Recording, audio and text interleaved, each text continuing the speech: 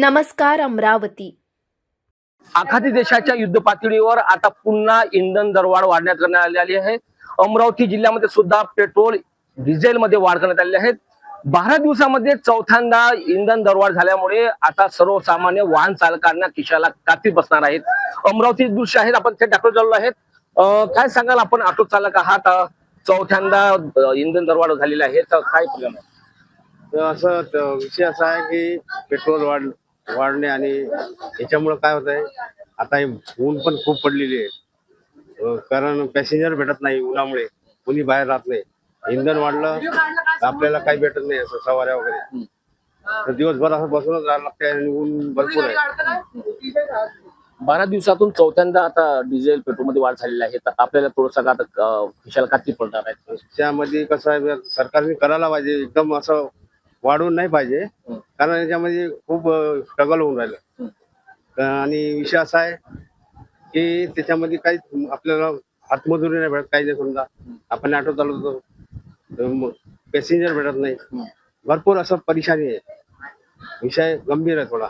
ह्याच प्रवासी मिळत नाहीत, अशी प्रतिक्रिया ऑटो चालकांची आहेत। आपण अमरावती शहरातील SRPF कॅम्पचं हे पेट्रोल पंप आहे, पाहू शकताय।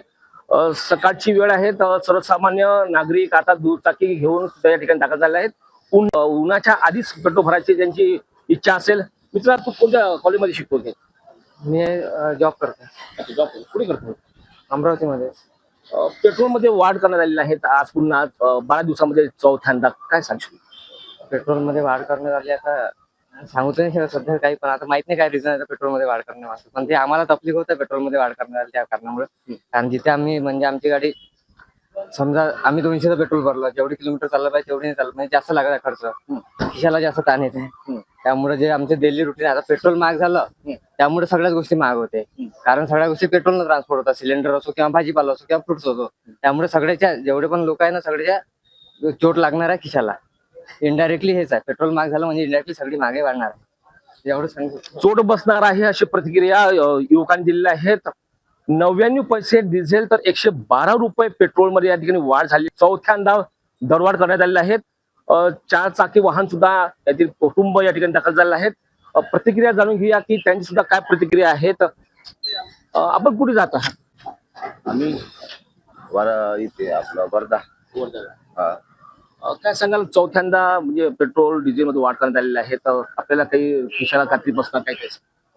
नाही, पेट्रोल डिझेलचे भाव तर खूप वाढले आता। एवढं सगळं फिरणं आणि उन्हाळ्यामध्ये आपल्याला दुसऱ्या गावाला जावं लागते, त्याच्यामध्ये भाव वाढ म्हणजे खूप जास्त आहे बुवा, असं वाटतं।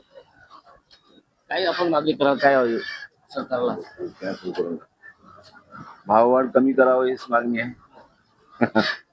नक्कीच, एकंदरीत आता अमरावती शहरातील जर चित्र बघितलं तर या ठिकाणी सुद्धा इंधन दरवाढमध्ये नागरिकांना फटका बसलेला आहे। दरवाढ कमी करण्यात यावी अशी दुचाकी आणि 4 चाकी वाहन चालकांची प्रतिक्रिया समोर येत आहे।